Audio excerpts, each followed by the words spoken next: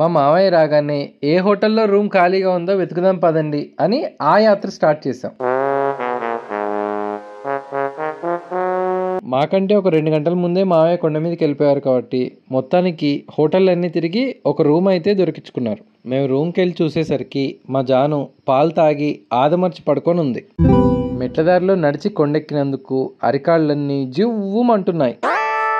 అప్పుడే మేము వెంట తెచ్చుకున్న ఆయుధాలు గుర్తొచ్చి వాటిని బయటికి తీసాం. ఒక 1 అవర్ రెస్ట్ తీసుకొని ఫ్రెష్ అయ్యి ఓల్ని కాళ్ళకు కొట్టుకొని జెండుబామ్ జోబులో పెట్టుకొని తిరుపతి సరౌండింగ్ ప్లేసెస్ చూడడానికి బయలుదేరాం. అప్పుడు టైం సుమారు 1 అయింది. మా దర్శనం స్లాట్ రాత్రి 10ంటికి ఉంది. ఈ గ్యాప్లో తిరుపతి సరౌండింగ్ ప్లేసెస్ చూసుకుంటే మ్యాక్సిమం ప్లేసెస్ విజిట్ చేయొచ్చని మా మామయ్య సలహా ఇవ్వడంతో కాళ్ళు నొప్పులుగా ఉన్నా జేబులో జెండుబామ్ ఉందన్న ధైర్యంతోనే బయటకు వచ్చినాం.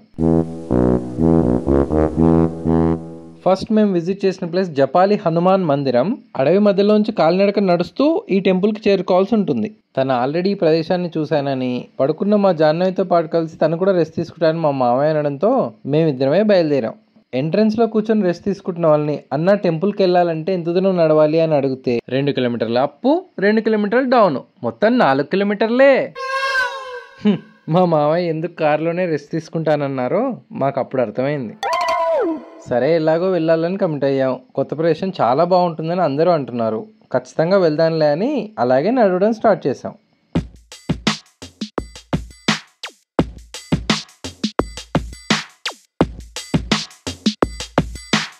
అలా కొంత దూరం నడిచాక మాకు కొత్త ఫ్రెండ్ కనిపించాడు. దీన్ని ఇండియన్ జైంట్ స్క్వేరల్ అని అంటారంట. మరాఠీలో దీన్ని షెకారు అని పిలుస్తారని, మహారాష్ట్ర స్టేట్ ఎనిమల్ అని గూగుల్ ద్వారా మేము తెలుసుకున్నాం. పక్కనే మామిడికాయ ముక్కలు కట్ చేసి అమ్మేవాళ్ళు కనిపిస్తే ఓ ముక్క తీసుకొని అది తింటుందా లేదా అని ట్రై చేసాం. మొదట్లో అది అంత ఇష్టం చూపించకపోయినా ఆ ముక్కలు అమ్మేవాళ్ళు అవి ఖచ్చితంగా మామిడికాయలు తింటాయి సార్ అనడంతో మళ్ళీ ట్రై చేసాం. వాళ్ళు చెప్పినట్టుగానే దానికి కాస్త నమ్మకం కలిగాక దగ్గరికి వచ్చి ముక్క లాక్కొని టక్కున పారిపోయింది. అలా వాడికి బాయ్ చెప్పి మళ్ళీ నడవడం స్టార్ట్ చేసాం. సుమారు అప్పటికి మేము 1-1.5 కిలోమీటర్ నడిచాం. కానీ మాకు ఏమాత్రం అలసట తెలియకుండా ఉందంటే దానికి కారణం ఈ అడవి మార్గం అనే చెప్పాలి. ఇలా మనం నడిచే దారి కాకుండా దీనికి రైట్ సైడ్ ప్యారలల్గా ఇంకో కాలినడకన దారి ఉన్నట్టు మేము గమనించాం. అక్కడుండే లోకల్ పీపుల్ ఆ రూట్ ద్వారా ఆలయం నుంచి కొండ కిందికి నడుస్తుంటారని మేము తెలుసుకున్నాం. అలా ఆ అడవి అందాన్ని ఎంజాయ్ చేస్తూ 2 కిలోమీటర్లు మాకు తెలియకుండానే మేము నడిచాం. అలా గుడి ఆవరణకు చేరుకొని చుట్టూ ఒకసారి తిరిగి చూస్తే మొత్తం కాషాయంతో నిండిపోయినట్టు అనిపించింది. మైక్లో రాముని పాట వినిపిస్తుంటే జై శ్రీరామ్ అనుకొని దర్శనానికి వెళ్ళిపోయాం. ఇక్కడ కూడా ఓ క్యూ లైన్ ఉంటే అందులో నిలబడి చుట్టూన్న విషయాలను గమనిస్తూ ముందుకు వెళ్ళాం.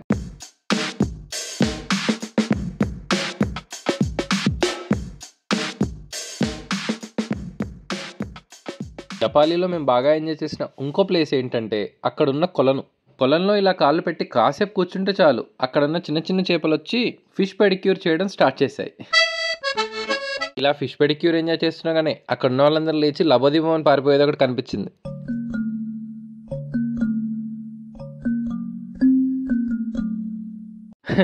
ఫ్రీ ఫిష్ పెడిక్యూర్కి కకృతి పడితే పాము కాటు క్యూర్కి బిల్ పెరుగుతుందని అక్కడ ఉన్న వాళ్ళందరూ లేచి పరిగెత్తారు.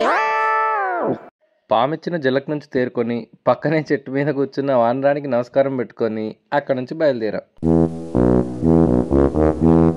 అలా రిటర్న్ వెళ్తుంటే మేము మామూలుగా నడిచే దారి కాకుండా రైట్ సైడ్ ఇంకో దారి మాకు కనిపించింది. ఈ దారి ద్వారా పాతకాలంలో కాలినడకన కొండ మీదకి వెళ్ళే వాళ్ళని అక్కడి వాళ్ళు చెప్పారు. అలా రిటర్న్ కార్ దగ్గరికి నడవడం స్టార్ట్ చేసి స్క్వారల్ ఫ్రెండ్ గాడికి బాయ్ చెప్పి పక్కనున్న విషయాలు చూస్తూ మా కార్ దగ్గరికి చేరుకున్నాం. నెక్స్ట్ ప్లేస్కి ఎలా వెళ్ళాలో డ్రైవర్కి ఇన్స్ట్రక్షన్స్ ఇచ్చి జేబులో బ్యాకప్కి తెచ్చుకున్న జెండుబామ్ తీసుకొని కాళ్ళకి రాస్తూ కూర్చున్నాం. తర్వాత మేము విజిట్ చేసిన ప్లేస్ పాప వినాశనం. స్టార్టింగ్లోనే మాకు పాప వినాశనం డ్యామ్ బ్రిడ్జ్ కనిపించింది, కానీ ఎంట్రీ రిస్ట్రిక్షన్ ఉండడంతో రైట్ సైడ్కు వెళ్ళాం. ఇక్కడి ప్రత్యేకత ఏంటంటే శ్రీవారి పాదాల దగ్గర నుంచి నీరు ప్రవహించి డైరెక్ట్గా ఇక్కడ చేరుతుందని భక్తులు నమ్ముతారు. ఇక్కడ పవిత్ర స్నానం చేస్తే పాప వినాశనం జరుగుతుంది అనేది నానుడి. ఆ నీళ్లు నెత్తిని తల్లుకొని పక్కనే ఫోటో తీసే అతను ఉంటే అతని దగ్గరికి వెళ్ళాం. అతను మమ్మల్ని చక్కుమని ఒక ఫోటో తీసి గ్రాఫిక్స్తో బ్యాక్గ్రౌండ్లో పాప వినాశనం యాడ్ చేసి ఇచ్చాడు. పక్కన పాప్కార్న్ కొనుక్కొని ఆయన ఇచ్చిన ఫోటో తీసుకొని రిటర్న్ కార్ దగ్గరికి బయలుదేరాం. నెక్స్ట్ మేము వెళ్ళిన ప్లేస్ ఆకాశగంగా. ఇక్కడ స్టార్టింగ్ పాయింట్ నుంచే షాపులు స్టార్ట్ అయ్యాయి.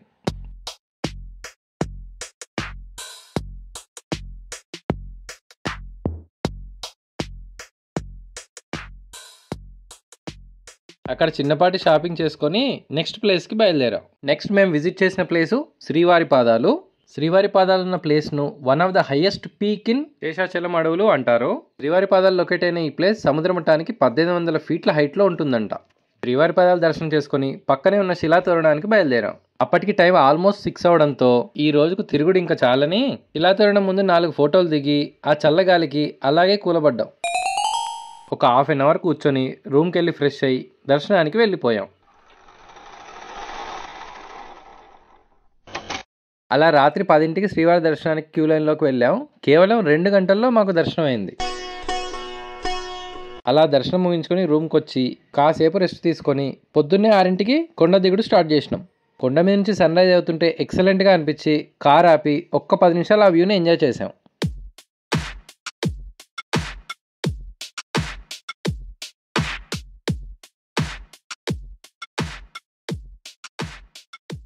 కొండ దిగంగానే మేము విజిట్ చేసిన ప్లేస్ కపిల తీర్థం. అక్కడ కపిలేశ్వర స్వామి దర్శనం చేసుకొని చుట్టూ ఉన్న విశేషాలను చూస్తూ కపిల తీర్థం వాటర్ ఫాల్ దగ్గరికి చేరుకున్నాం. నీళ్లు ఎక్కువగా లేకపోవడంతో వాటర్ ఫాల్ మాకు కనిపించలేదు. నెక్స్ట్ ప్లేస్కి బయలుదేరే ముందు ఓ టిఫిన్ సెంటర్ దగ్గర ఆగి టిఫిన్ చేసాం. అరిటాకులో అతను పెట్టిన టిఫిన్ సూపర్గా ఉంది. నెక్స్ట్ మేము చూసిన ప్లేస్ అలివేలు మంగాపురం అమ్మవారు. కొండ మీద రెస్ట్ చూసి ఇక్కడ ఎంతమంది ఉంటారో అనుకున్నాం, కానీ జనాలు తక్కువ మంది ఉండడంతో పూలు కొనుక్కొని వెంటనే క్యూ లైన్లోకి వెళ్ళిపోయాం. అక్కడ దర్శనం తొందరగా ముగించుకొని కాణిపాకానికి బయలుదేరాం. అప్పటికి టైం సుమారు 9:30 అయింది. కాణిపాకంలో గణేశుని దర్శించుకొని ఆ తర్వాత వెల్లూరు చేరుకొని అక్కడ ఫోర్ట్ చూసి 7 o'clock గోల్డెన్ టెంపుల్ అందాలు వీక్షించి రాత్రికి కంచి చేరుకొని పడుకోవాలన్నది మా ప్లాన్. మరి 3 రోజుల్లో 2000 కిలోమీటర్లు కవర్ చేయాలంటే ఈ మాత్రం ప్లానింగ్ ఉండాలి. మొత్తానికి 11:30 లోపు కాణిపాకానికి చేరుకున్నాం. అక్కడ జనం ఎక్కువ మంది ఉండడంతో శీఘ్ర దర్శనం టికెట్ తీసుకొని దర్శనం కంప్లీట్ చేసుకున్నాం. దర్శనం కంప్లీట్ చేసుకుని బయటికి రాగానే ఒక ఆయన పేపర్లో ఏదో లొట్టలు వేసుకుంటూ తినడం చూసా. ఆయన అది ఏంటని అడిగితే పాలకోవా అని చెప్పి ఎక్కడ కొన్నాడో అక్కడ దిక్కు ఏళ్ళు చూపించాడు. నేను 2 ప్యాకెట్లు కొని లొట్టలు వేసుకుంటూ తినేసా. టైం దాదాపు 2 అయిందని లంచ్ కంప్లీట్ చేసుకుని వెల్లూరు ఫోర్ట్కి వెళ్ళొచ్చని ఈ హోటల్ దగ్గర తినేసాం. మేము వెల్లూరు సిటీ చేరుకునేసరికి దాదాపుగా 3 అయింది. తొందరగా కారును పార్కింగ్లో పడేసి వెల్లూరు ఫోర్ట్ దగ్గరికి వెళ్ళాం. ఈ ఫోర్ట్ 16వ శతాబ్దంలో విజయనగర రాజులు కట్టారని చుట్టుపక్కల వారి ద్వారా మేము తెలుసుకున్నాం.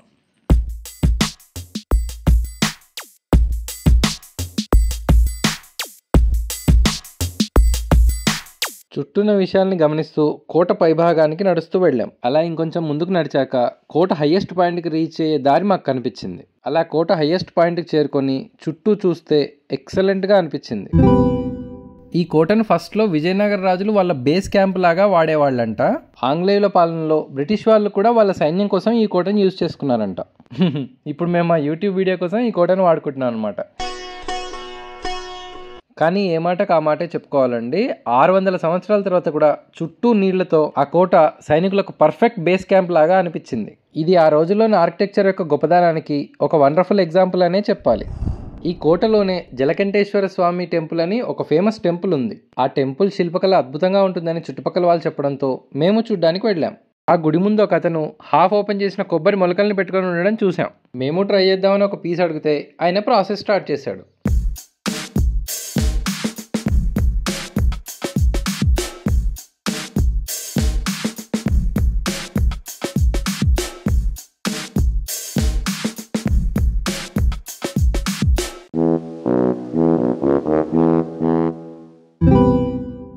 కొబ్బరి విత్తనాన్ని ముక్కలు ముక్కలుగా కట్ చేసి షుగర్ పౌడర్ జల్లి ఇచ్చాడు. థైరాయిడ్, అల్సర్ ఉన్న వాళ్లకు ఇది చాలా మంచిదంట.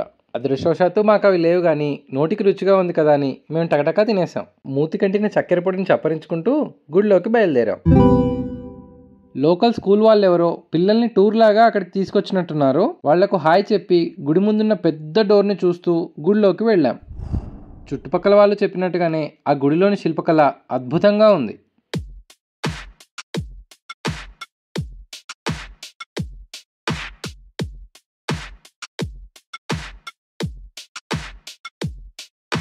యాక్చువల్గా క్లియర్గా గమనిస్తే ఆ శిల్పకళను ధ్వంసం చేసినట్టుగా మనకు కనిపిస్తుంది. కోట మీద జరిగే దాడుల్లో భాగంగా ఈ గుడి మీద కూడా చాలాసార్లు దాడులు జరిగి చాలా నాశనం అయ్యాయని అక్కడ ఉన్న వాళ్ళ ద్వారా మేము తెలుసుకున్నాం.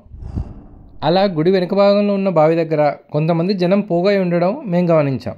ఇంతకీ అదేంటని దగ్గరికి వెళ్ళి చూస్తే కొంతమంది కోరికలు కోరుకొని బావిలోకి కాయిన్స్ జారవిడుస్తూ కనిపించారు. మనం బావిలోకి వేసే కాయిన్స్ అలా బావిలో ఉన్న ప్లాట్ఫామ్స్ మీద ఆగితే మనం కోరుకున్న కోరికలు నెరవేరుతాయని ఇక్కడ వాళ్ళ నమ్మకం. ఆ గుడిలో ఉన్న గార్డెన్లో కొద్దిసేపు కూర్చొని 4-5 సెల్ఫీలు దిగి పక్కన ఉన్న గ్రౌండ్లో హాకీ మ్యాచ్ అవుతుంటే దాన్ని 15 నిమిషాలు చూసి వెల్లూరుకి బాయ్ చెప్పి గోల్డెన్ టెంపుల్కి స్టార్ట్ అయినాం. వెల్లూరు డిస్టిక్ తిరుమలై కోడిలో దాదాపు 100 ఎకరాలలో ఈ గోల్డెన్ టెంపుల్ నిర్మించారు. ఇది శ్రీ లక్ష్మీ నారాయణి అమ్మవారి గుడి. కొన్ని వందల కిలోల బంగారం వాడి వెల్లూరు బేస్డ్ చారిటబుల్ ట్రస్ట్ ఈ గుడిని నిర్మించారు. లోపలికి సెల్ ఫోన్స్ అలో లేకపోవడంతో పార్కింగ్లో ఉన్న కార్లోనే సెల్ ఫోన్స్ చెప్పులు పడేసి లోపలికి బయలుదేరాం. నైట్ వ్యూలో గోల్డెన్ టెంపుల్ వండర్ఫుల్గా ఉంది. అలా నైట్ వ్యూలో గోల్డెన్ టెంపుల్ని చూసి కంచికి బయలుదేరాం. నైట్కే కంచి చేరి రాత్రి రెస్ట్ తీసుకుంటే పొద్దున ఫ్రెష్గా కంచి మొత్తం తిరగొచ్చు అన్నది ప్లాన్. రాత్రి 10 అయ్యేసరికి మేము కంచికి చేరుకున్నాం. అక్కడ రూమ్ తీసుకొని ఆదమర్చి నిద్రపోయాం. పొద్దున 5ంటికే లేచి ఫ్రెష్ అయ్యి కంచిలో ఖచ్చితంగా చూడాల్సిన ప్లేస్లు ఏమని ఎంక్వైరీ చేసి ఓ పేపర్ మీద రాసుకున్నాం. వాటిలో ఫస్ట్ మేము వెళ్ళిన ప్లేస్ శివం టెంపుల్. దీన్నే ఏకాంబర్నాథ్ టెంపుల్ అంటారని అక్కడున్న బోర్డు మీద చూసి తెలుసుకున్నాం. కంచిలోని టెంపుల్స్కి ఒక ప్రత్యేకత ఏంటంటే ప్రతి టెంపుల్కి నార్త్, సౌత్, ఈస్ట్, వెస్ట్ అని 4 ముఖద్వారాలు ఉంటాయి. మేము నార్త్ గేట్లోంచి ఏకాంబర్నాథ్ టెంపుల్లోకి ఎంటర్ అయ్యాం. ఎంట్రీలో మాకు కనిపించిన నందీశ్వరుడు, శిఖర గోపురం సూపర్గా అనిపించాయి.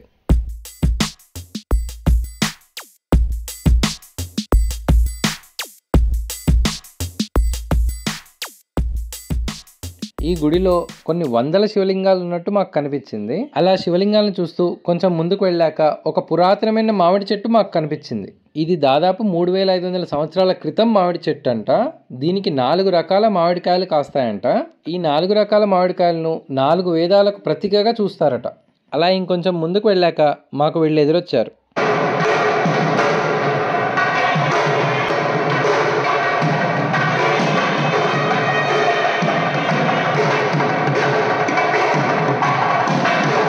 వాళ్ళు వాయిస్తున్న వాయిద్యాల సౌండ్ గుడిలో ప్రతిధ్వనిస్తుంటే ఒక హీరో ఎంట్రీ బీజిఎంలా అనిపించింది.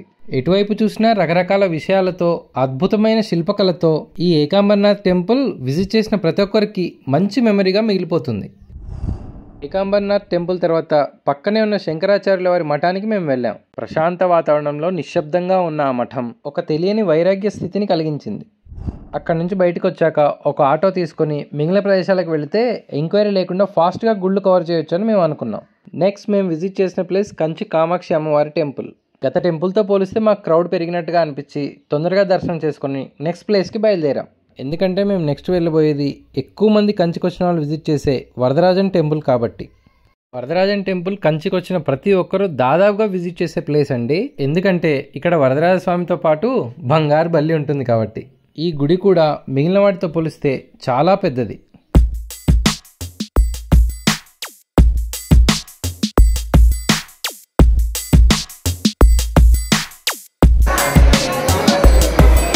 క్రౌడ్ బాగా పెరుగుతున్న విషయం గమనించి తొందరగా వెళ్ళి క్యూ లైన్లో చేరిపోయాం. తిరుపతికి వచ్చిన వాళ్ళు చాలామంది మాలాగే కంచికి కూడా వచ్చినట్టు మాకు అనిపించింది. గుడిలో ఉన్న శిల్పకళను ఎంజాయ్ చేస్తూ క్యూ లైన్ మెల్లిగా సాగుతుంటే నిట్టూరుస్తూ మొత్తానికి స్వామి దర్శనానికి వెళ్ళాం. స్వామి దర్శనం తర్వాత వెంటనే వెళ్ళి బంగారు బల్లి దర్శనం కోసం క్యూ లైన్లో నిలబడ్డాం.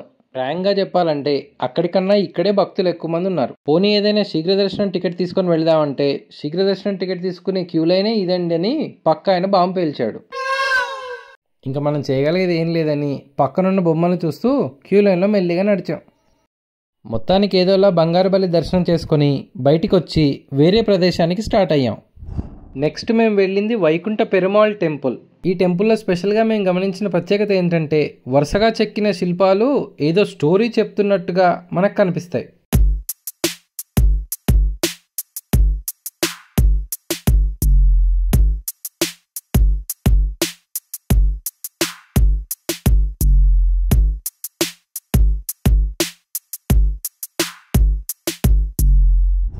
నెక్స్ట్ కంచిలో లాస్ట్గా మేము చూడాలనుకున్న ప్లేసు కైలాసనాథ శివన్ టెంపుల్. ఈ టెంపుల్ని one of the oldest Shivan temple అని అంటారంట.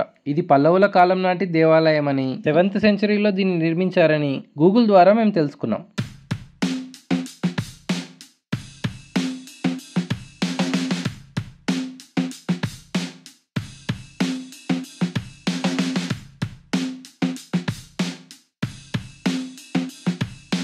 ఈ ఈ గుడి యొక్క ఇంకో ప్రత్యేకత ఏంటంటే కోర్ట్యార్డ్లో మనకు ఒక మహానందీశ్వరి విగ్రహం కనిపిస్తుంది. ఆ విగ్రహం ఎగ్జాక్ట్గా గర్భగుడిలో ఉన్న శివలింగానికి అపోజిట్లో ఉంటుందంట. గుడిలో మొత్తం 7 ష్రైన్స్, గుడి బయట 2 ష్రైన్స్ ఉంటాయని, ఈ కోర్ట్యార్డ్ కూడా ఎంతో ప్రత్యేకమైందని గూగుల్ ద్వారా మేము తెలుసుకున్నాం. ఈ టెంపుల్ని one of the finest Dravidian architecture అని అంటారంట. కళ్ళారా ఆ గుడిని ఇంకొకసారి చూసి కంచికి గుడ్ బై చెప్పి అక్కడి నుంచి బయలుదేరాం. హమ్మయ్యా, టూర్ అయిపోయిందని నేను అనుకుంటుండగా లేదు లేదని మధ్యలో సుబ్రహ్మణ్యేశ్వర స్వామి ఫేమస్ టెంపుల్ ఒకటి ఉందని కొండ మీదకి కారెక్కిచ్చారు. తెచ్చుకున్న ఓల్ని అయిపోతే మెడికల్ షాప్లో కొత్తది కొనుక్కొని పిక్కలకు కొట్టుకొని మళ్ళీ క్యూ లైన్లోకి వెళ్ళాం. అక్కడ ఎట్లనోలాగా దర్శనం పూర్తి చేసుకొని శ్రీకాళహస్తి దగ్గర ఆగినాం. తిరుపతి పక్కనే కనుక ఆడ కూడా ఫుల్ జనం ఉన్నారు. 200 రూపాయల శీఘ్ర దర్శనం టికెట్ తీసుకొని ఎట్లాగోలాక మొత్తానికి దర్శనం అయితే కంప్లీట్ చేసుకున్నాం. ఇంకా నెక్స్ట్ ఏడు ఆగేది లేకుండానే నేను కారు ఎక్కుతాను మా మామయ్యతో అనడంతో సరే బాబు ఇంటికే పోదాం పదా అని రిటర్న్ ప్రయాణం స్టార్ట్ చేసినాం. కానీ ఏ మాటకు ఆ మాట చెప్పుకోవాలి, మా మామయ్య ఉండడం వల్లే చిన్న పిల్ల ఉన్నా కూడా మేము 3 రోజుల్లో ఇన్ని ప్లేసులు కవర్ చేయగలిగినాం. మొత్తానికి వెంకటేశ్వర స్వామితో మొదలైన మా యాత్ర శివుడి దగ్గర ముగిసింది. మా ఈ 3 రోజుల జర్నీని ఇంత ఓపిక్గా పూర్తిగా చూసినందుకు మీకు మనస్ఫూర్తిగా థ్యాంక్స్ చెప్పుకుంటున్నాం. తొందరలో మంచి కామెడీ వీడియోతో మిమ్మల్ని పలకరిస్తాం. ఛానల్ ఫస్ట్ టైం చూస్తున్న వాళ్ళు ప్లీజ్ సబ్స్క్రైబ్.